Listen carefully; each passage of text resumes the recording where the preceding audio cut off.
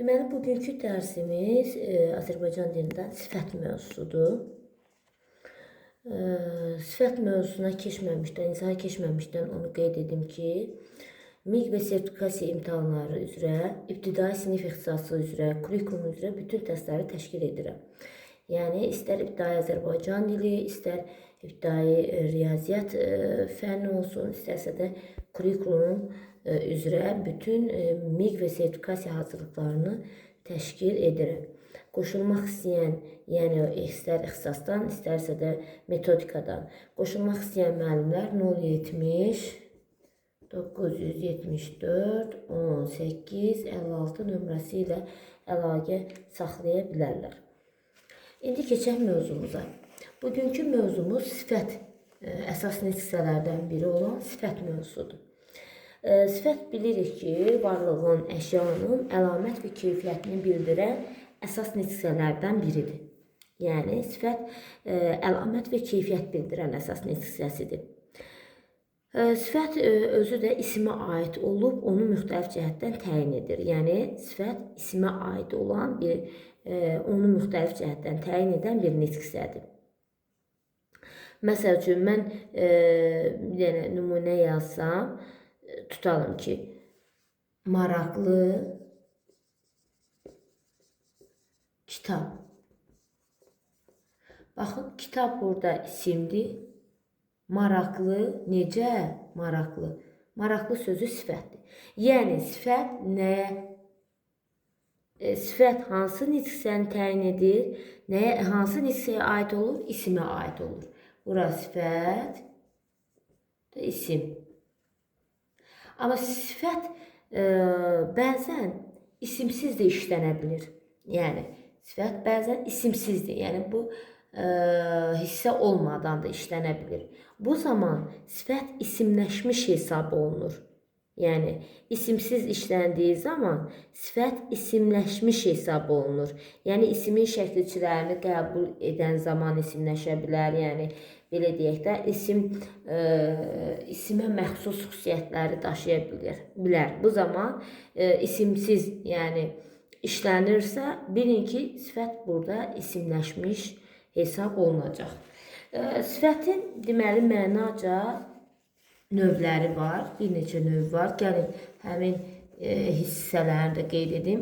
Həmin mənaca növləri keçməmişdən əvvəl onu qeyd edim ki, sifət necə, nə cür, bir də hansı suallarından birinə cavab verir. Yəni, necə, nə cür, hansı suallarından sifətin suallarıdır. Bu suallarından birinə cavab verir. Sifətin mənaca növlərinə gəldikdə isə, sifətin mənaca növləri, deməli, ilk olaraq onu qeyd edim ki, mənaca növlərindən söhbət gedir. Mənaca növlərindən birincisi rəng bildirən sifətlərdir.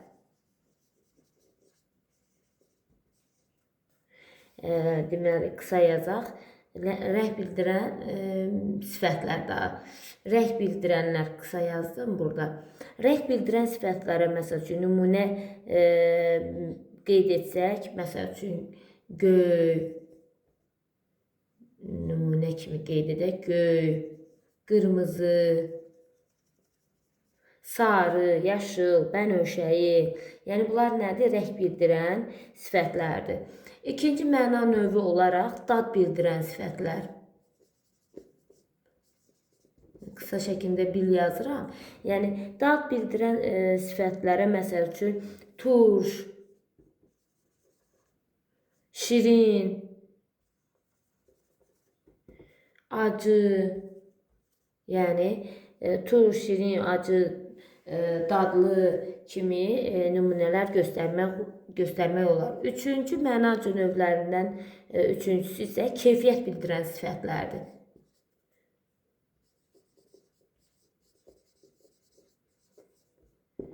Keyfiyyət bildirən sifətlərdir. Keyfiyyət bildirən sifətlərə, məsəl üçün, pis, yaxşı, çalışqan, çalışqan. Sözü səhv yazdıq, sözü düzəldik. Çalışqan. Pis, yaxşı, çalışqan, tənbəl, bu cür nümunələr göstərmək olar. Sonra dördüncü növü olaraq mənaca əlamət, görkəm bildirənlərdir. Əlamət. Keyfiyyət daxili aləmdir, əlamət görkəmdir. Əlamət, görkəm.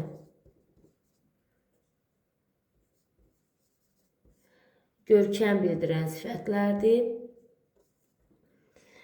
Bunlara nümunə olaraq, məsəl üçün, gözəl, məsəl üçün, onun əlamətini bilədiyimdə görkəmindən bilmək olar. Nurani,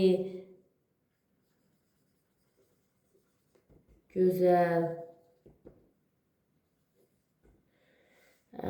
görkəm olaraq bilmək olar, yəni. Sonra 5-ci mənaca növünə forma bildirənlər. Forma bildirən sifətlərdir. Forma bildirən sifətlər, məsəl üçün, əyri formasını göstərir.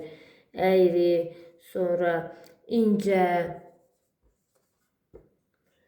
sonra uzun, oval, dairəvi, bu şəkildə deməli formanı göstərən sifətlərə nümunə ola bilər. 6-cı da həcm bildirən sifətlərdir. Həcm bildirən sifətlərə məsəl üçün kiçik, böyük, nümunə, enli nümunə göstərsək, bax, bu da həcm bildirən sifətlərə nümunə ola bilər. Bu oldu, deməli, sifətin mənaca növləri. Deməli, sifətin mənaca növləri hansıları oldu? Rəng bildirənlər, dad bildirənlər, keyfiyyət bildirənlər, əlamət, görkəm bildirənlər, forma bildirənlər, həcm bildirənlər. Bunlar oldu, deməli, sifətin deməli, mənaca növləri. Sifətin özünün, deməli, bayaq da biz qeyd etdik. Sualları oldu, necə, nə cür, hansı, bir neçə xüsusiyyətini qeyd edək sifətə aid. Deməli, sualları oldu, necə, nə cür, hansı suallarına cavab verdi. Sifətlər əşyaya məxsus oldu. Əşya deyəndə, yəni burada ismi nəzərdə tutur. Sonra deməli, isimdən əvvəl işlənir sifətlər. Deməli, bəzən isimsiz işlənə bilər ki, yəni bu da sifətin isimləşməsinə aiddir. Yəni, sifət isimləşdiyi halda isimsiz işlənə bilir. Sonra sifətlər bir də əşyaya aid olur, onun müxtəlif cəhətdən izah edir. Deməli, sifətin indi quruluşca növlərinə keçək. Sifətin quruluşca 3 növü var. Sadə, düzəltmə, mürəkkəb. Əvvəl sadə sifətlərə baxaq. Sadə. Deməli, sifətin quruluşca 3 növü var. Sadə, düzəltmə, mürəkkəb sifətlər. Sadə sifətlər quruluşca bir kökdən ibarət olur. Məsəl üçün, qara, sonra uzaq, bir kökdən ibarət olan yaxın. Bir də onu qeyd edim ki, sifətin o azaltma dərəcəsini, şəkilçiləri var. Məsəl üçün, ımtıl, ımtıraq, sonra sov, şın. Yəni, bu şəkilçilər vasitəsilə yaranan, şəkilçilər də vasitəsilə yaranan yox, yəni bu şəkilçilərin də iştirak etdiyi sözlər də sadə sözlərdir. Məsəl üçün, sarımtıl.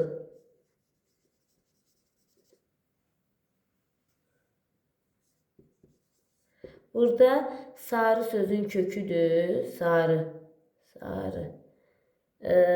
Deməli, ımtıl şəkilçidir. Yəni, bu şəkilçilər vasitəsilə əmələ gələn, bu şəkilçilərin iştirak etdiyi sözlər də sadə sifətlər hesab olunur. Sadə sifətlərdir. Deməli, tutalım ki desək ki, qırmızımtıl, sarımtıl, yəni azaltma dərəcəsinə aid deməli şəkilçilərin yaranması zamanı azaltma dərəcəsini əmələ gətirən şəkilçilərin iştirakı ilə yaranan deməli azaltma dərəcəyə aid nümunələr hamısı deməli aiddir sadə sifətlərə, məsəl üçün qarayannız, sonra yaşılımtıraq, sonra sarımtıl, göyümsov, ağımsov.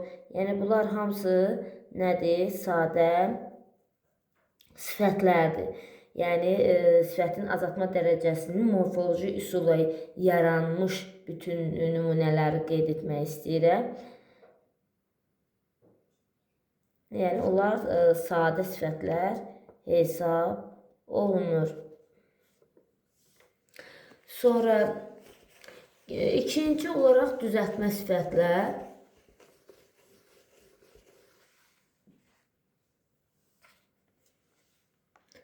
Düzəltmə.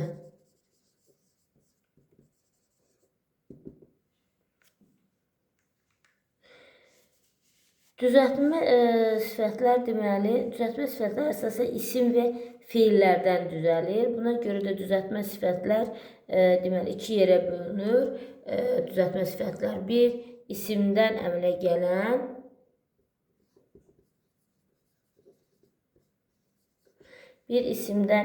gələn sifətlər, bir də fiildən əmələ gələnlər. Fiildən əmələ gələn düzəltmə sifətlər. Deməli, ilk olaraq isimdən, adlardan sifət düzəldən şəkilçilərə baxaq. Düzəltmə sifətlərdən söhbət gedir. İlk olaraq deməli adlardan sifət düzəldən şəkilçilər hansılardır?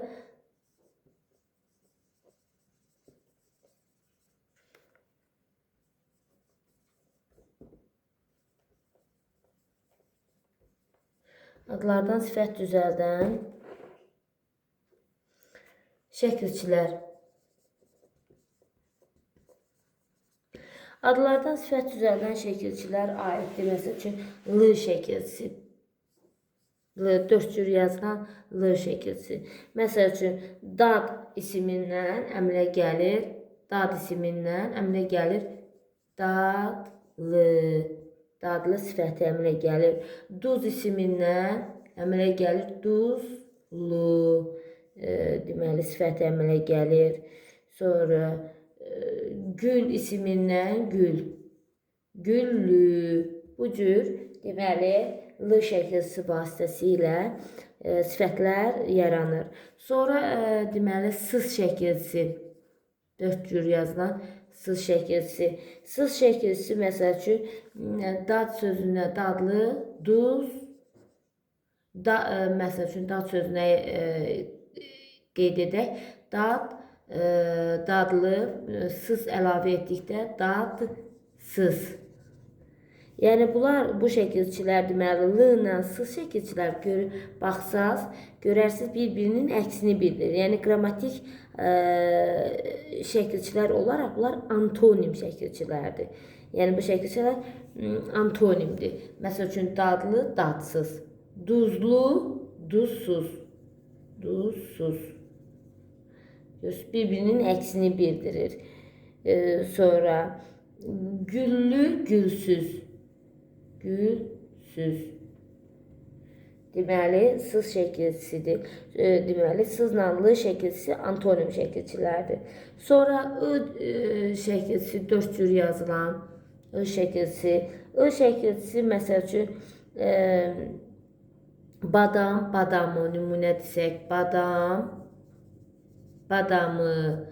Sonra gümüş, gümüş isiminə gümüşü. Ü şəkilçisi əlavə etməklə düzəlir. Sonra armud, armudu. Sonra qəhvə, qəhvəyi, yəni bu şəkildə nümunələr qeyd etmək olar. Sonra adlardan sifət düzəldən şəkilçilərdən biri də IV. IV şəkilçisidir. IV şəkilçisi ilə məsəl üçün nümunə desək, IV şəkilçisinə tutalım ki, hərbi, hərbi, tip, tibbi, tip, tibbi, hərbi İ şəkilçinin vasitəsilə tarix, tarixi, sonra tərbiyə, V-ni əlavə etmək olar buna. Tərbiyə, tərbiyəvi. Bax, İ şəkilçi vasitəsilə bu cür deməli sifətlər yaratmaq olar. Onu qeyd edim ki, IV şəkilçisi ilə bəzən insana elə gələn sözlər var ki, bunların da tərkibində yəni IV şəkilçisi iştirak edir və biz onu yəni bunlardan fərqləndirməliyik bu sözlərdən. Məsəl üçün mən həmin sözləri deyim, yəni bu sözlər söz kökünün dəyişməsinə səbəb olub. Yəni IV şəkilçisi söz kökünün dəyişməsinə səbəb olub. Yəni bu da belə sözlərdə sadə sözlər hesab olunur. Məsəl üçün məna sözünə əsasən mənəvi. Baxın, artıq mənəvi sözünə mənə heç bir məna vermədiyinə görə kök hesab olunmur. Bu söz birlikdə sadə söz hesab olunur. Yəni sonra dünya sözündə məsəl üçün dünya sözündə nümunə göstərmək olar. Məsəl üçün dünyəvi. Dünyənin, bax, məsəl üçün kök olaraq dünyənin heç bir mənası yoxdur. Ona görə dünyəvi şəkilində nə olur? Götürülür. Sonra kimya sözünə də kimya sözünə məsəl üçün kimyəvi. Yenə də birlikdə sadə söz hesab olunur. Əşya sözünə olur əşyəvi. Əşyəvi sözü də elə birlikdə sadə söz hesab olunur. Bu sözlərin bu cür yəni forması iltisaqlilik pozulmuş hesab olunur. Yəni iltisaqlilik yəni pozulub bu sözlərdə və sadə sözlər hesab edilir. IV şəkilçisinə əsasən bax söz kökünün mənası dəyişməsi hesabına sadə sözlər yəni hesab olunur. Sonra adlardan isim düzəldən şəkilçilərdən digərləri məsəl üçün cıl şəkilçisi. Cıl şəkilçisi 4 cür yazılan cıl şəkilçisi. Zarafat, məsələn nümunə desək zarafat. Zarafatcıl. Sonra işçil. Bax bu şəkildə adlardan sifət düzəldir. Sonra daki şəkilçisi var. Daki şəkilçisi, dakidəki 2 cür yazılan şəkilçidir. Məsəl üçün ağac, ağacdakı, ev, evdəki, ağacdakı, ev, evdəki, həyət, həyətdəki. Yəni bu şəkildə nümunələr qeyd etmək olar. Daki, bir də bu şəkilçilərdən biri də k şəkilçisidir ki, 4 cür yazılan k şəkilçisi. Məsəl üçün, bayaq-bayaqki,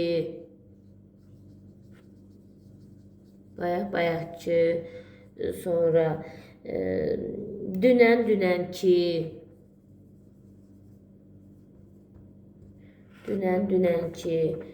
məsəl üçün şəkilçi vasitəsilə yeni sözlər, sifətlər əmələ gəlir. Onu qeyd edim ki, daki ilə k şəkilçisi, daki və k şəkilçisi deməli sifətlərdən həm sifətlərdən deməli sifət yeri düzəldə bilər. Həm saydan, həm zərfdən, həm əvəzlikdən sifət düzəldə bilən şəkilçidir. Yəni digər nitqsələrdən belə deyək də, sifət düzəldən şəkilçidir. Sonra burada dakı və k şəkilçili sözlərə də, məsəl üçün ağacdakı, bayaqki, dünənki, bunlar sifətin suallarından hansı sualına cavab verir? Yəni hansı sualına cavab verən sözlərdir. Məsələn, ağacdakı hansı, evdəki hansı, həyətdəki hansı, tutalım ki, dünənki hansı, yəni bu şəkildə hansı sualına cavab verən sözlər əmələ gəlir. Sonra lıq şəkilçisi var.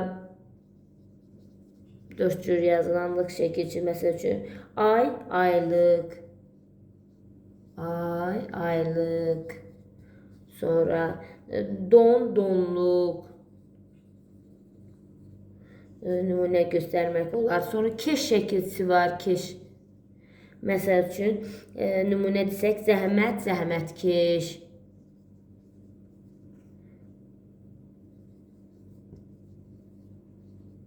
Zəhmət, zəhmətkeş. Sonra ön şəkilçilər var ki, onlar da sifət düzəldir. Bi, ba, la, bi, ba, la ön şəkilçiləri qeyd etmək olar. Bi, ba, la, məsəl üçün, baya, basəfa, baməzə sözlərini nümunə göstərmək olar. Biyə, bivəfa, bisavad, laya, laməkan, laqeyd, məsəl üçün, nümunələr göstərmək olar. Bunlar ön şəkilçilərdir. Ön şəkilçilərdə elə sifət düzəldir. Sonra kar şəkilçisi var, indi yuxarıda qeyd edim.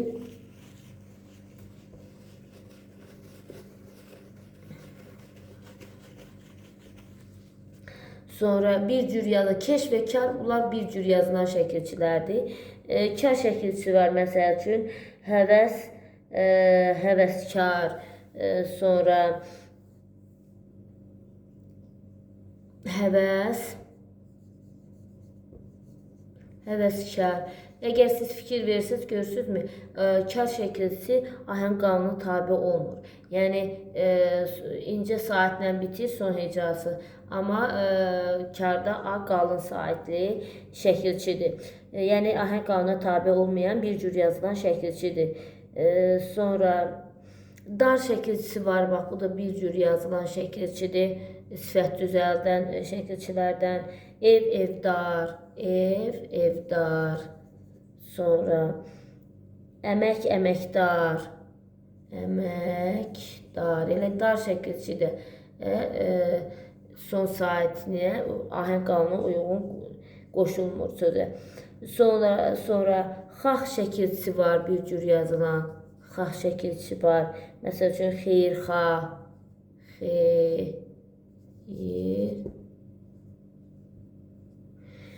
xeyirxah.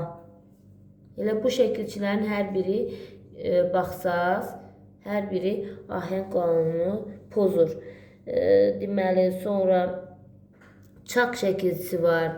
Bir cür yazılan şəkilçilərdir burada. Tumançaq, məsəl üçün. Tumançaq. Tumançaq. Bunlar məhz adlardan sifət düzəldən şəkilçilərdir.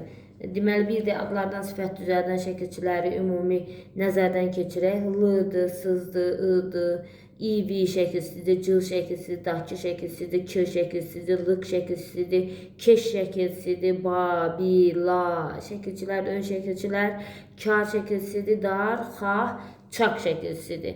Yəni, bu şəkilçilər adlardan sifət düzəldən şəkilçilərdir. Sonra biz dedik ki, deməli, düzəltmə sifətlər iki cür olur. Həm adlardan, həm də fiildən sifət düzəldən şəkilçilər var. Biz adlardan sifət düzəldənləri qeyd etdik. İndi qaldı fiildən sifət düzəldənlərə.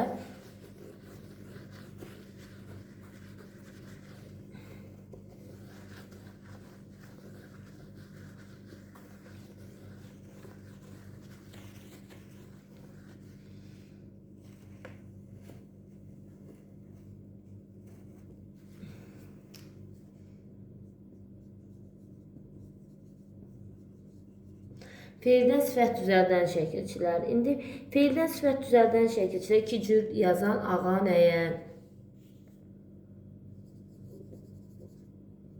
İki cür yazılan şəkilçidir.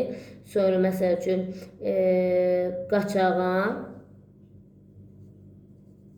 qaç feilinə qaçağan. Sonra gül feilinə, məsəl üçün gül. Gül feilinə güləyən.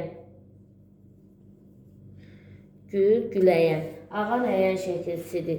Sonra ar şəkilçisidir, iki cür yazılan. Ar şəkilçisi saitinə işlənir, sözün son saitindən asılı olaraq bəzən də r formasında da sözə qoşula bilər. R saiti olaraq da. Məsəl üçün,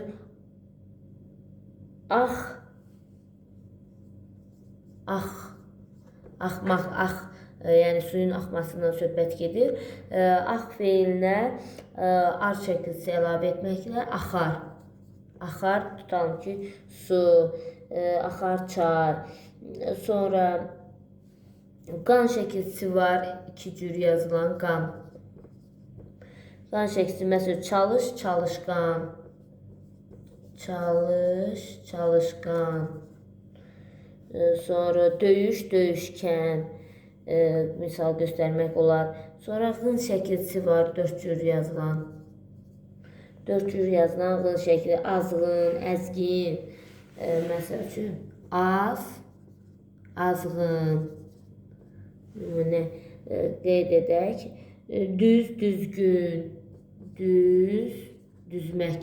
Düz, düzgün. Düz feilinə düzgün şəkilçi əlavə etməklə deməli sifət yaranır. Sonra qın şəkilçisi var, dörd cür yazılan qın şəkilci. Məsəl üçün, sat. Sat, satqın. Satmaqdan satqın. Kəs, kəskin. Kəsməkdən kəskin. Kəsməkdən kəskin əmələ gəlir. Sonra ıq şəkilçisi var, dörd cür yazılan ıq şəkilçisi. Iq şəkilçisi var, dörd cür yazılan. Məsəl üçün, sök, sökük. Soy, soyuq. Məsəl üçün, soymaqdan soyuq. Soyuq. Elə ıq şəkilçi vasitəsilə əmələ gələn sözdür. Sonra ıcı şəkilçisi var, ıcı. Icı şəkilçisi vasitəsilə dörd cür yazılan şəkilçidir. Icı şəkilçisi, məsəl üçün, dondur, dondurucu. Dondurucu. Ucu şəkilçisi vasitəsilə, ucu şəkilçisi vasitəsilə əmələ gəlib. Sonra unc, ünc şəkilçisi var, bir cür yazılan. Unc, ünc şəkilçisi. Məsəl üçün, gül, gülünc. Qorx, qorxunc. Nümunə qeyd edək. Sonra şəkilçiləri səslə qeyd edim. Maz şəkilçisi var, məsəl üçün. Maz. İki cür yazılan maz şəkilçisi. Alın, alınmaz. Qan, qanmaz. Yəni, qanmaqdan qanmaz yaranıbdır. Dinməkdən dinməz yaranıbdır. Sonra aq şəkilçisi var. İki cür yazılan aq şəkilçisi. Məsəl üçün, çökməkdən çökək. Qorxmaqdan qorxaq. Sonra ıq şəkilçisini qeyd etdik, soymaqdan soyub. Sonra ma şəkilçisi var. Ma əslində şəkilçilərdə belə xətlə göstərilməlidir, müstəqil işlənmir də, tək şəkildə işlənmir, sözə qoşularaq işlənilir. Ma şəkilçisi var, məsəl üçün, burmaqdan burma, çatmaqdan çatma, eşməkdən eşmə. Sonra ı şəkilçisi var. Dörd cür yazılan şəkilçisi. Dolmaqdan dolu. Sonra tikilməkdən tikli. Bax, bu şəkildə feillərdən sifət düzəldir. Sonra əri şəkilçisi var. Əri. Əri şəkilçisi bir cür yazılan şəkilçidir. Tresini qoyaq. Əri şəkilçi bir cür yazılan şəkilçidir. Ötməkdən ötəri, köçməkdən köçəri. Sonra kəm şəkilçisi var. Kəm. Kəm şəkilçisi məsəl üçün ötməkdən ötkəm. Sonra c bir cür yazılan bir hərflə qeyd olunan c. Məsəl üçün qısqanmaqdan qısqanc. Caq şəkilçisi var. Caq şəkilçisi. Utanmaqdan utancaq. Sonra cam şəkilçisi var. Cam şəkilçisi var. Yığmaqdan yığcam. Sonra ri şəkilçisi var. Burada qeyd edək bir dənəsi. Ri. Əyməkdən əyri. Ri şəkilçisi bax. Buradan biz belə ayıraq. Deməli, bu da fiildən sifət düzəldən şəkilçilərdir. Deməli, oldu hansı şəkilçilər? Ağan, əyən şəkilçisi, ağan iki cür yazılan şəkilçidir. Ar şəkilçisi, qan şəkilçisi,ğın şəkilçisi, qın, ıq, ıcı, unc, ünc, aq, kən, mac, caq, cam, ir, deməli, əri şəkilçiləri vasitəsilə fiildən sifət düzəldən şəkilçilərdir. Deməli, bu sifətin quruluşca növlərində, deməli, həm adlardan sifət düzəldən şəkilçilərə baxdıq, həm də fiildən sifət düzəldən şəkilçiləri qeyd etdik. İndi keçək mürəkkəb sifətlərə. Deməli, sifətin quruluşca növlərindən sifətin quruluşca növlərindən danışırıq. Deməli, indi keçək mürəkkəb sifətlərə.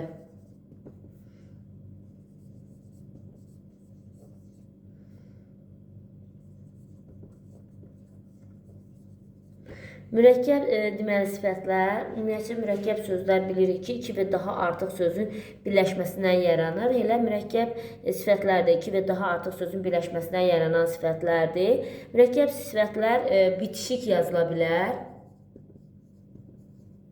Bir bitişik yazıla bilər. Bir də defisdə yazıla bilər.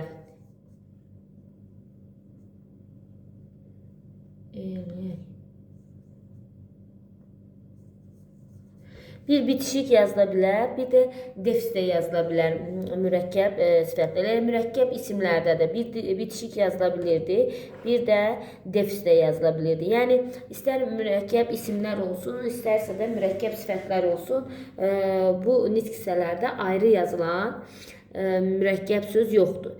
Bunlar ya bitişik yazılmalıdır, ya da defislə yazılır.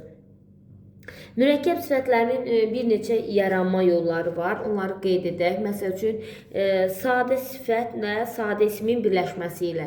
Sadə sifət və sadə isim. Sadə sifətlə sadə ismin birləşməsi ilə yarana bilər mürəkkəb deməli, sifətlərin yaranma yollarından biridir. Tutalım ki, şirin, şirin. Şirin olur sadə sifət, dil olur sadə isim. Sadə sifətlə sadə ismin birləşməsindən yarandı mürəkkəb sifət. Sonra ikinci yolu qeyd edək. Bir sadə, bir düzəltmə. Bir sadə, bir düzəltmə sözün birləşməsi ilə yarananlar. Bir sadə, bir düzəltmə. Deməli, mürəkkəb sifətin tərkibində biri sadə olur, biri düzəltmə. Məsəl üçün, enli kürək. Enli kürək. Enli sözü düzəltmədir, kürək sözü sadədir. Enli kürək. Sonra üçüncü yollardan üçüncüsü iki düzəltmə sifətin birləşməsi ilə. İki düzəltmə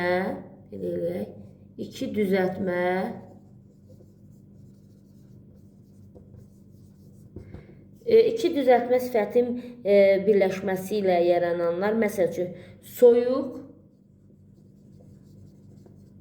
qanlı. Soyuq da düzəltmədir, qanun sözü də düzəltmədir. İki düzəltmə deməli sifətin birləşməsi. Soyuq da deməli sifətdir, qanun sözü də sifətdir. İki düzəltmə sifətin birləşməsi ilə yaranan mürəkkəb sifətdir. Sonra dördüncü yol olaraq mənsubiyyət şəkilçisi sözün iştirakı ilə.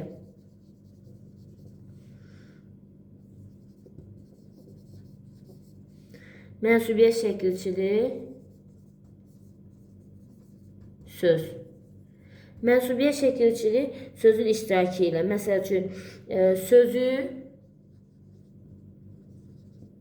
bütöv.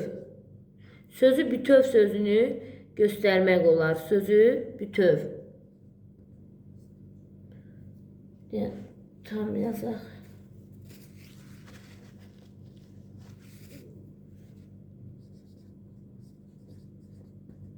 Sözü bütöv. Məsəl üçün, burada sözü sözündəki ü mənsubiyyət şəkilçidir. Bütöv sözün ilə birləşərək mənsubiyyət şəkilçili mürəkkəb sifət əmələ gəlibdir. Sonra 5-ci yol olaraq sadə və düzəltmə sözlərin təkrarı ilə. Sadə və düzəltmə sözləri.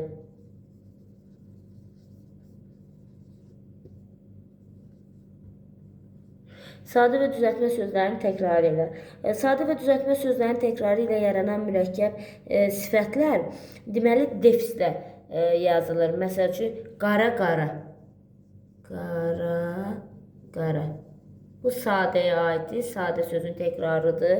Sonra qırıq-qırıq, uzun-uzun. Yəni,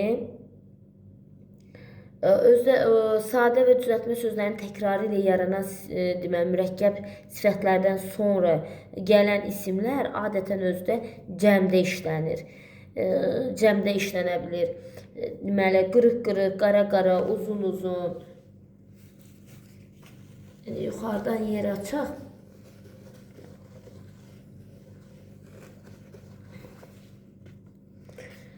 Sonra 6-cı yol olaraq ba-a bitişdiricilərin vasitəsilə. Ba-a. Ba-a bitişdiricilərin köməyi ilə yarananlar. Məsəl üçün, ba-a bitişdiriciləri ilə köməyi ilə yaranan cürbəcür. Cürbəcür. Növbə-növ. Növbə-növ. Cürbəcür, növbə-növ. Rəngarəng. Rəngarəng. Nümunə göstərmək olar. 7-ci yol olaraq biri və ya heç biri ayaqda işlənə bilməyən sözlərin iştirakı ilə. Yəni, ya birinin mənası yoxdur, ya da hər ikisinin mənası yoxdur. Bunlar da defislə yazılan sözlərdir. Biri və ya hər ikisinin deməli, ayaqda işlənə bilməyən hər ikisi.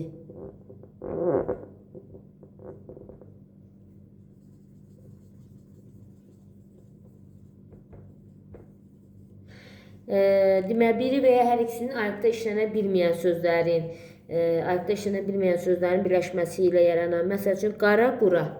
Qara-qura. Burada qara sözünün mənası var, amma qura sözünün mənası yoxdur. Əzik, üzük. Əzik, üzük. Əzik, üzük. Sonra kələ-kötür. Kələ-kötür. Bax, bu cür sözlər defislə yazılanlardır. Mürəkkəb deməli sifətlər. Sonra 8-ci yol olaraq yaxın və ya əks. Yaxın və ya əks. Yaxın və ya əks mənalı sözlərin yaxın və ya əks mənalı düzəltmə sifətlərin birləşməsi ilə. Deməli, yaxın və ya əks mənalı düzəltmə sifətlərin özlərdə düzəltmə sifətləri olmalıdır. Deməli, düzəltmə sifətlərin birləşməsi ilə güllü, çiçəkli. Güllü, çiçəkli. Güllü, çiçəkli, qocalı, cavanlı. Onu göstərmək olar. Bir də yadınızdan çıxartmayın. Qeyri sözü ilə yaranan mürəkkəb sifətlər də var. Qeyri sözü ilə.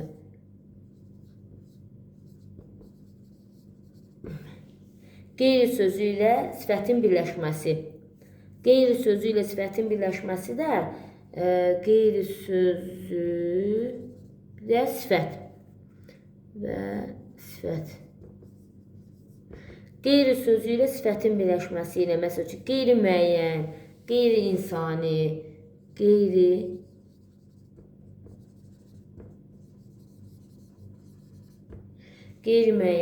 Yəni, bu sözlərdə, deməli, mürəkkəb sifətlərdə defislə yazılır. Deməli, defislə yazılır sadə və düzəltmə sözlərin təkrarı ilə yaranan mürəkkəb sifətlər, sonra biri və ya heç biri ayrıqda işlənə bilməyən sözlərin birləşməsi ilə yaranan mürəkkəb sifətlər də defislə yazılır. Yaxın və əks mənalı düzəltmə sifətlərin birləşməsi ilə yaranan deməli, sifətlər də defislə yazılır. Bir də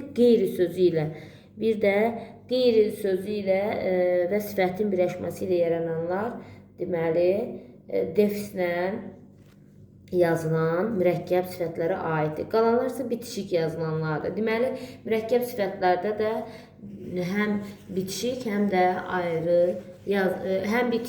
defislə yazılır. Ayrı yazılan mürəkkəb sifət yoxdur.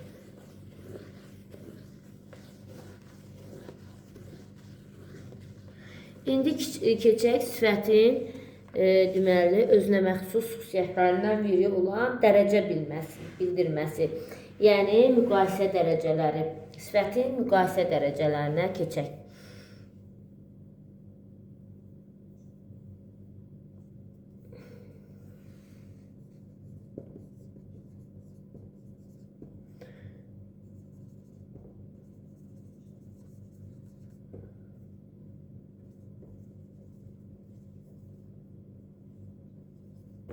Sifətin müqayisə dərəcələri. Deməli, bu dərəcə bildirməsi sifətin özünə məxsus xüsusiyyətlərindən biridir. Burada, yəni, sifətin bu cür dərəcə bilməsinin özünün 3 növü var. 3 dərəcə üzrə müəyyənləşdirilib. Birinci, deməli, azaltma dərəcə.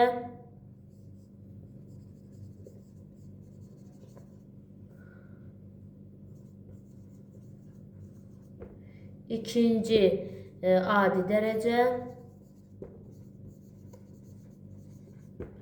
Üçüncü də çoxaltma dərəcə.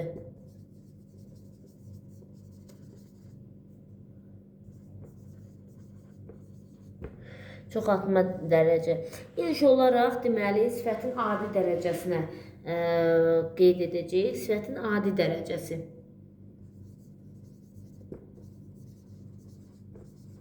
Gəlin, sifətin adi dərəcəsi haqqında izah verək. Deməli, sifətin adi dərəcəsi əşyanın keyfiyyət və əlamətin normada olduğunu bildirir. Adi dərəcə, deməli, əlamətin, keyfiyyətin normada olduğunu bildirir. Yəni, azaltma və çoxaltma dərəcələri özləri də adi dərəcə əsasında formalaşır. Deməli, azaltma və çoxaltma dərəcələr adi dərəcə hesabına yaranır. Adi dərəcə də həm keyfiyyətin və əlamətin, əşyanın, varlığın, keyfiyyətin və əlamətin normada olduğunu bildirir. Adi dərəcədə özünün də xüsusi bir şəkilçisi yoxdur. Bütün, məsəl üçün, rənglər hamısı adi dərəcədədir. Məsəl üçün, sarı, yaşıl, qırmızı. Bunlar adi dərəcədədir. Sonra adi dərəcədə bəzən, məsəl üçün, düzəltmə və mürəkkəb sifətlərin də əksəriyyəti adi dərəcədədir. Məsəl üçün, mürəkkəb sifətləri nümunə göstərə bilərik. Bir də düzəltmə, məsəl üçün, duzlu düzəltmə sifəti adi dərəcədədir. Sonra qaragöz, deməli, mürəkkəb sifəti adi dərəcədir. Qaraqabaq, deməli, mürəkkəb sifəti adi dərəcədir. Sonra güləyən düzəltmə sifəti adi dərəcədir. Yəni, bəzi düzəltmə və mürəkkəb sözlər özləri də adi dərəcədə ola bilir. Sonra alınma sifətlərində bir çoxu adi dərəcədədir. Məsəl üçün, tibbi, fizioloji alınma sifətlərində bir çoxu. Bəzi sadə sifətlərdə, məsəl üçün, bayaq biz rəngləri bildirdik. Bunlar da, deməli, azaltma nəyədirsə, adi dərəcədə olan sifətlərdir. Yəni adi dərəcənin xüsusi bir şəkilçisi yoxdur. Keyfiyyət və əlamətin normada olduğunu bildirir. Daha çox düzəltmə və mürəkkəb sözlər özlərində adi dərəcədə olur.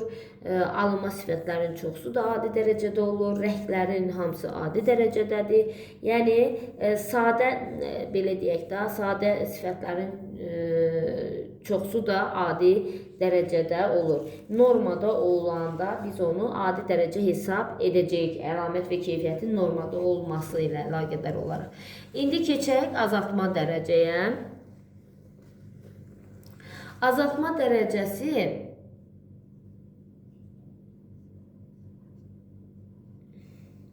Azaltma dərəcəsi deməli sifətin azaltma dərəcəsini əlamət və keyfiyyətin adi dərəcədən, yəni normadan az olduğunu bildirir. Burada artıq normadan aşağı, azdır. Deməli, əlamət və keyfiyyətin normadan az olduğunu bildirən dərəcə adi dərəcədir. Adi dərəcə özü iki üsulla yaranır. Yaranma üsulları iki üsuldur. Bir, morfoloji yolla yaranır.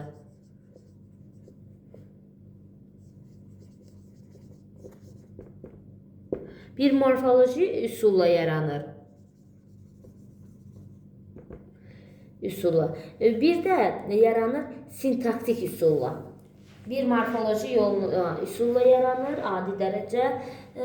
Adi nə idi? Azaltma dərəcə. Sifətin azaltma dərəcəsi. Bir də sintaktik üsulla yaranır. Əvvəlcə biz morfoloji üsulla yaranmasına baxaq. Deməli, bu üsulla yaranan sifətlər formaca dəyişir. Yəni, adi dərəcədə olan sifətlər şəkilçilər artırılaraq azaltma dərəcəsi yaranır. Məsəl üçün, deməli, morfoloji üsul qeyd edən zaman, soruşan zaman siz orada şəkilçilərlə yaranmasına fikir verəcəksiniz. Yəni, bu azaltma dərəcəsinin bu morfoloji üsulu yaradan şəkilçilərə isə sov şəkilçisidir. Bu şəkilçiləri də bilin. Sov, məsəl üçün, uzun, uzun sov. Uzun, sov. Uzun, sov. Sonra dəli, sov. Sov şəkilçisi vasitəsilə yarana bilir. Sonra şın şəkilçisi vasitəsilə şın. Şın şəkilçisi, məsəl üçün, qara, qaraşın. Qaraşın. Sonra sarı, sarışın. Sonra şın şəkilçisi, ımsov şəkilçisi ilə ımsov. Imsov şəkilçisi ilə, məsəl üçün, ağımsov. Ağımsov. Sonra ımtıl şəkilçisi ilə. Imsov da 4 cür yazılan şəkilçidir. Imtıl da 4 cür yazılır. Bəzən də sözün saatindən, son saatindən asılı olaraq deməli saatsiz də qoşula bilir. Mıtıl formasında, 4 cür mıtıl formasında da qoşula bilir. Məsəl üçün, sarı, sarımtıl. Sarı. Artıq bunun saati olduğuna görə ımtıl yox, bu forma, ımtıl forması qoşulur. Sarımtıl, ağımtıl, ağımtıl, ımtıl şəkilçisinə qoşulur. Çünki sonu saatlə bitmir. Ona görə ağımtıl. Sonra mıtraq şəkilçisi vasitəsilə ımtıraq və mıtraq. Imtıraq 4 cür yazılır. Sonu saatlə bitirsə mıtraq şəklində qoşulur. Buradakı saat itir.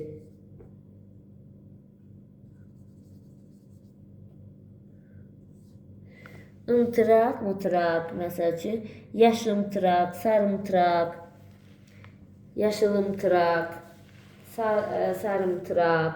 Sonra rak şəkilçisi ilə qoşulur. Qoşulmaqla da bu da morfoloji üsul yaradır sifətin morfoloji üsulla yaranır. Sifətin azaltma dərəcəsinə aid yəni yaranmasının morfoloji üsuludur. Rak iki cür yazılır. Rak rək. Məsəl üçün gödək, gödək, gödərək, gödək, gödərək, yaxşı, yaxşı, yaxşıraq. Rak rək şəkilsi vasitəsilə. Bir də var, yanız şəkilsi vasitəsilə yaranan azaltma dərəcəli sifətlər yaranır. Yanız.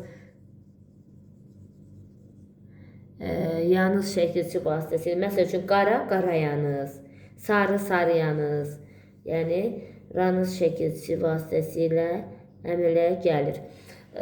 Azaltma dərəcəlinin morfoloji üsulla yaranan forması. Deməli, morfoloji üsul eşidən kimi o sadə sov, şın, umsov, umtıl, mıtır, ımtıraq, rak, yanız şəkilçiləri yaduza salın. Yəni, bu şəkilçilər vasitəsilə deməli, azaltma dərəcəsinin əmələ gətirir. Azaltma dərəcəsinin morfoloji üsulla yaranmasıdır. İndi gəlin sintaktik üsulla yaranmasına baxaq. Azaltma dərəcəsinin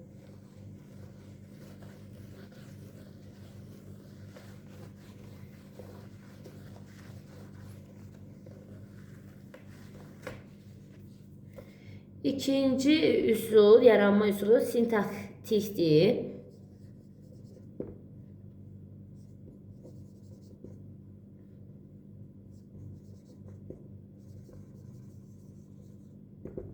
Sintaktik üsulla deməli azaltma dərəcəsi bu üsulla yaranan sifətlərə başqa bir söz artırılır. Yəni bunlara söz artırmaqla dəyişilir. Başqa bir söz artırmaqla dəyişilir. Həmin sözlərə hansılara aiddir? Təhər sözü, təhər sözüdür, kəm sözüdür, təhərdir, kəmdir, aladır, açıq sözlərdir.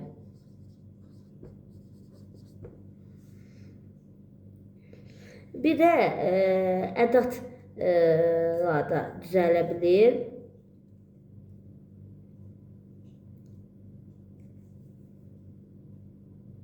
Ədatla deyirəm, az sözü ilə də yarana bilir. Az sözü. Ədatla yarananlar deməli çoxaltma dərəcəsindədir. Az sözü ilə də deməli azaltma dərəcəsinin sintaktik üsulla yaranmasıdır. Deməli, sintaktik üsul deyəndə sözlərlə yaranma yadınıza salacaqsınız.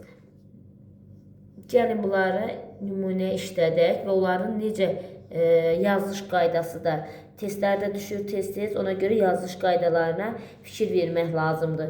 Məsəl üçün, təhər sözü sözə bitişik yazılır. Təhər sözü sözə bitişik yazılır. Məsəl üçün, qırmızı təhər. Sözə gördünüz, bitişik yazılır. Sonra kəm sözü də sözə bitişik yazılır. Kəm, şirin. Kəm sözü də sözə bitişik yazılır. Ala sözü defislə yazılır. Ala, yarımçıq. Ala sözü defislə. Deməli, təhər və kəm sözə bitişik yazılır. Ala sözü isə defislə yazılır. Açıq sözü də defislə yazılır. Açıq, sarı. Açıq, sarı defislə yazılır. Deməli, az sözü ilə düzələn sifətlər isə ayrı yazılır. Az sözü ilə düzələn. Məsəl üçün, buna az, şirin. Az, şirin. Nümunə deyək. Deməli, bunların bu cür yazılış qaydalarınızı yadınızdan çıxartmayın. Təhərlə kəm eyni formada yazılır. Deməli, eyni formada, yəni bitişik. Təhərlə kəm sözə bitişik yazılır. Ala ilə açıq sözlərə defislə qoşulur, defislə yazılır. Az sözü isə ayrı. Bu özünə tək şəkildə ayrı Deməli, bu da sifətin sintaktik üsulla yaranmasına aiddir. Bunu yadınızdan çıxartmayın.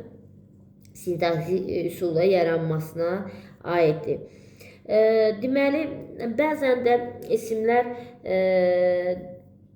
bəzən belə azaltma dərəcəsinə aid və ya azaltma və çoxaltma dərəcəsinə oxşayır bəzi isimlər, belə deyək. Məsəl üçün, açıq çay yazsam, mən bura qeyd edim. Açıq çay. Baxın, açıq çay, tünd rəng. İndi bunlar bəzən azaltma və çoxaltma dərəcəsinə bənzəyir, amma onu qeyd edim ki, bunlar yəni heç bir deməli sifətə məxsus xüsusiyyət deyil. Sifət hesab etmək olmaz. Çünki burada çay isimdir, rəng də isimdir. Yəni bu cür ifadə olunması, yəni sifətin dərəcəsinin bildirilməsinə biz onu azaltma və çoxaltma dərəcə kimi götürə bilmərik. Çünki orada çay sözü, rəng sözü isimdir. İsimin isə dərəcə bildirmək kimi xüsusiyyəti yoxdur. Sonra məsəl üçün savad sözünə kəm savad. Baxın, bunu da yazım. Kəm savad.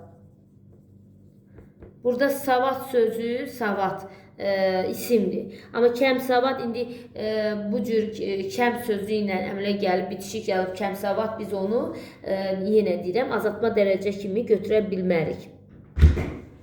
Deməli, azaltma dərəcəsi kimi götürə bilmərik. Çünki bunlar dərəcə bildirmək sifətə məxsus xüsusiyyətdir.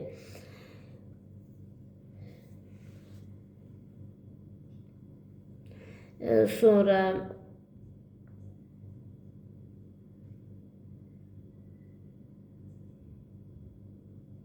bu açıq sözü də onu qeyd edim. Açıq sözü də yalnız rəng bildirən sifətləri artırdıqda dərəcə yaradır.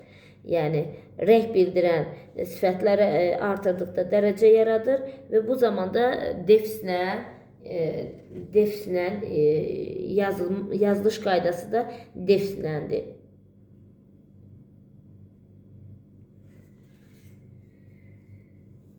İndi keçək çoxaltma dərəcəsinə, 3-cü dərəcə olan çoxaltma dərəcəsi.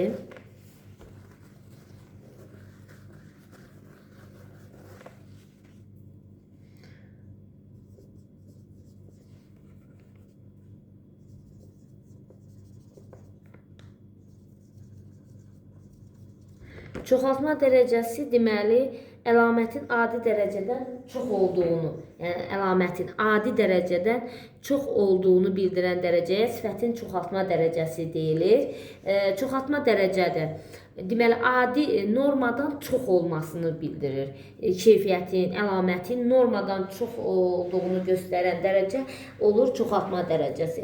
Çoxaltma dərəcəsi də iki üsulla yaranır. Birincisi morfoloji yollandır.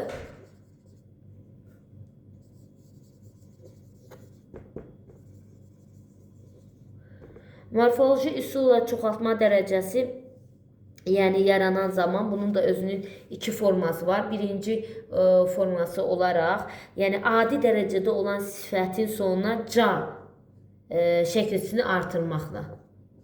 Adi dərəcədə olan sifətlərin sonuna ca şəkilçisini artırmaqla. Məsəl üçün, yaxşı, yaxşıca. Qara, qaraca. Yaxşı, yaxşıca. Qara, qaraca. Zorba, zorbaca. Bir onu deyim ki, bəzən balaca sözünü, balaca sözünü də elə bunlara aid edirlər. Amma bu balaca sözü istinadır. Bu adi dərəcədir. Adi dərəcə. Balaca sözü adi dərəcədədir. Sonra ikinci forma olaraq morfoloji üsulla yaranmanın ikinci forma olaraq demək, adi dərəcədə olan sifətin əvvəlinə onun ilk hecası artırılır. Lakin bu zaman hecanın son samiti m, p, r, s samitlərinin biri ilə əvəz olunur. Əgər həmin heca saitlə bitərsə, bu samitlərdən biri sadəcə olaraq hecaya qoşulur. Deməli, məsəl üçün, buna aid nümunə deyək, adi dərəcədə olan sifətin əvvəlinə onun ilk hecası artırılır. Məsəl üçün, bax, biz bunlara aid nümunə göstərək. Göy sözünə bura qeyd edək, m, p, r, s samitlərin birinin əvəz olunması ilə yaranan çoxaltma dərəcəsidir. Məsəl üçün, göy sözünə baxın. Göy. Göy sözünə biz əlavə edək m samitini.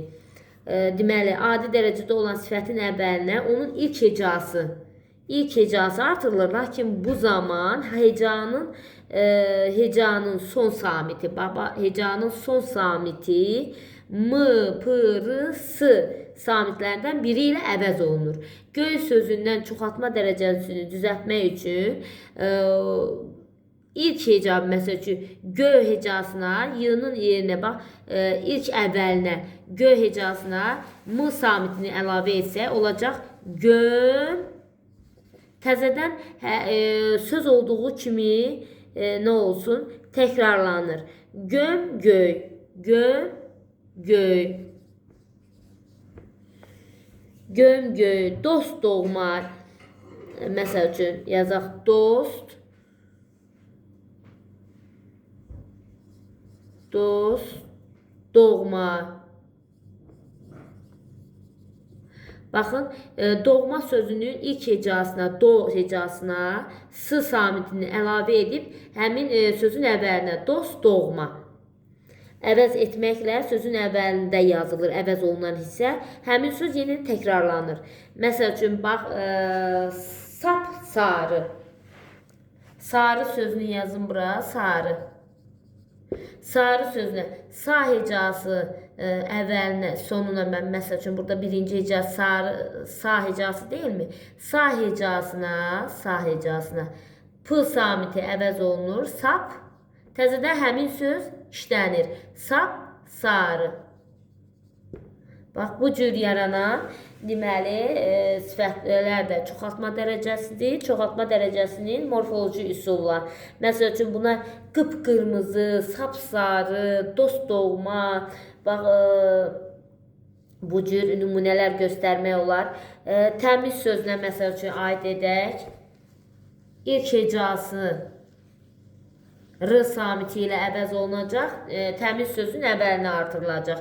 Deməli, təmiz sözü, təmiz, təmiz sözün ilk hecası tə hecası, tə hecasına, baxın, tə hecasına r samiti, ilk hecaya qeyd olunur ki, ilk hecaya m, p, r, s samitləri ilk hecanın, deməli, samitinə r, m, p, r, s samitləri əvəz etməklə həmin sözün yenidən təkrar işlənir.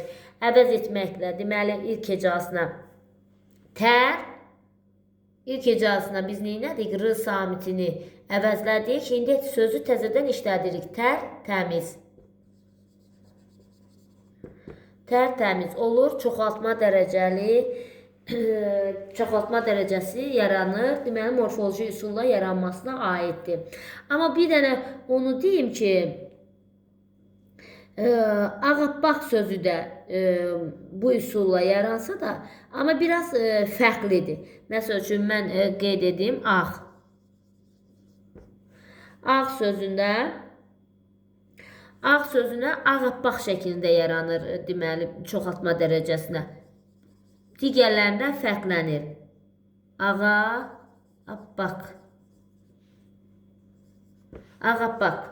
Ağappaq sözünün yaranması digərlərindən fərqlənir. Bax, bunu da bilin. Sonra bir də var ki, çoxaltma dərəcəsinin ikinci üsulu olaraq sintaktik yolla yaranan çoxaltma dərəcəli sifətlərin yaranmasına baxaq.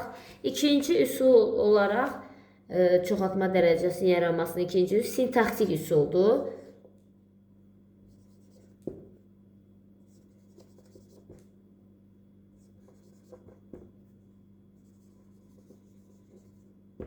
Sintaksi üsul, yəni çoxaltma dərəcəsi yaranması üçün deməli adi dərəcədə olan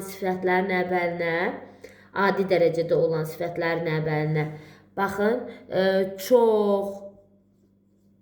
çox, daha, sonra ən, olduqca, zil. Bunlar ədatlar artırmaqla düzəlir. Deməli, bunlar ədatlar.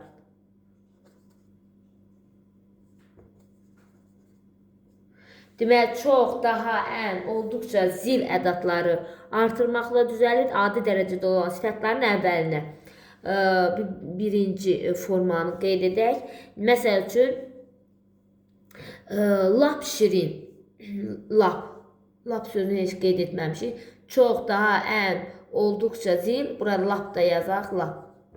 Lap şirin.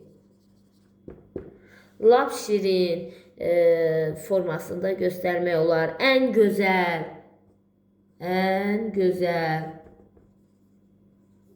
Bu ədatları artırmaqla yaranan çoxaltma dərəcəsidir. Sintaktik üsula aiddir.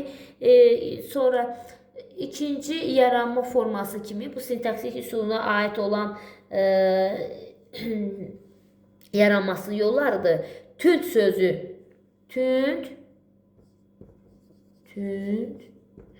sözüdür. Bir də düm hissəciyi. Tünd sözü.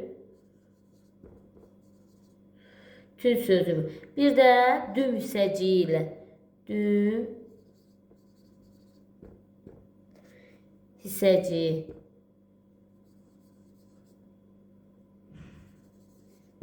Düm hissəciyi ilə yarana bilər. Məsəl üçün, tünd sözü biz qeyd edən zaman tünd sözü defislə yazılır. Düm hissəciyi isə, bitişik yazılır, düm hissəciyi. Deməli, tünd sözü defislə yazılır, düm hissəciyi bitişik yazılır. Nümunə də qeyd edək, məsəl üçün, tünd qırmızı. Tünd qırmızı və yaxud da dümağ. Tünd qırmızı və yaxud da dümağ. Düm hissəciyi bitişik yazılır, tünd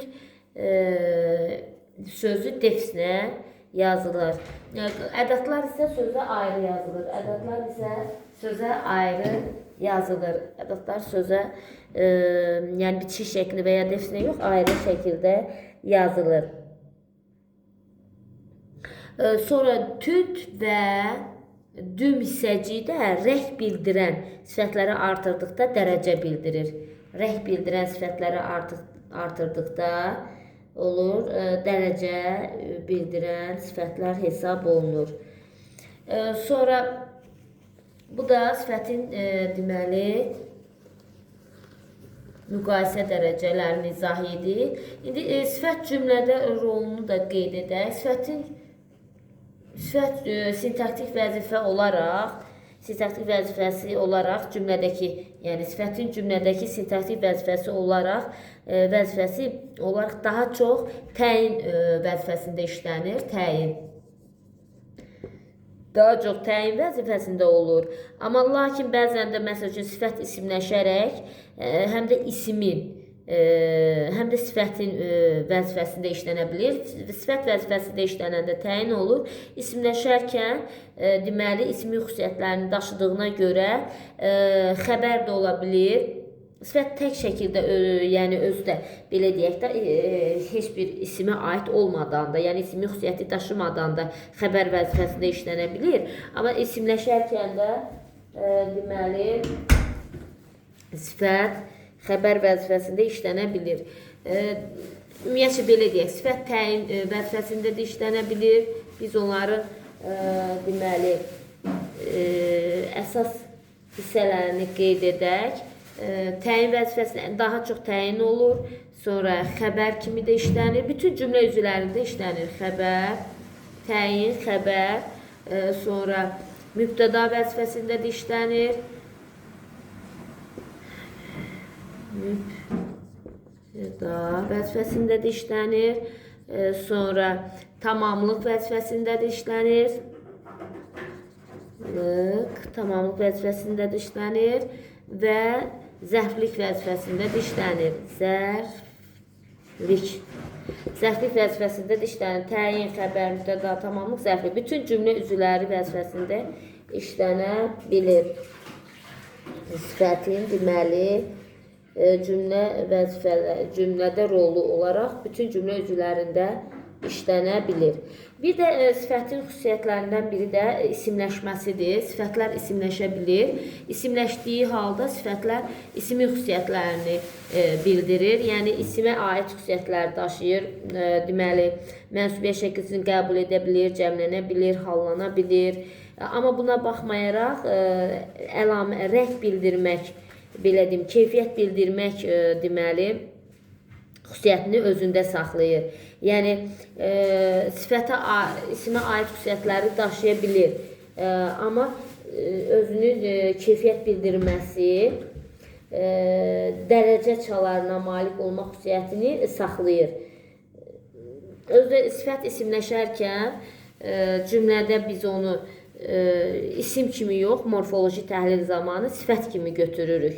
Yəni sifət isimləşərkən yalnız özünün dərəcə çalarına malik olmaq xüsusiyyətini saxlayır. Özünə dərəcə çalarına malik olmaq xüsusiyyətini saxlayır. Sonra sifət isimləşərkən, yəni isimsiz işlənir, onu da qeyd edim. İsimsiz işlənir, isimin suallarına cavab verməsidir. Deməli, isimin sualına cavab verir. Sonra ad bildirməsidir, cümlədə mübtəda tamamlıq olur, hallanır, cəmlənir, mənsubiyyətə görə dəyişir, isimsiz işlənir. Bax, bu da sifətin isimləşməsinə aiddir. Amma dərəcə çalarına malik olmaq xüsusiyyətini sifət özündə saxlayır.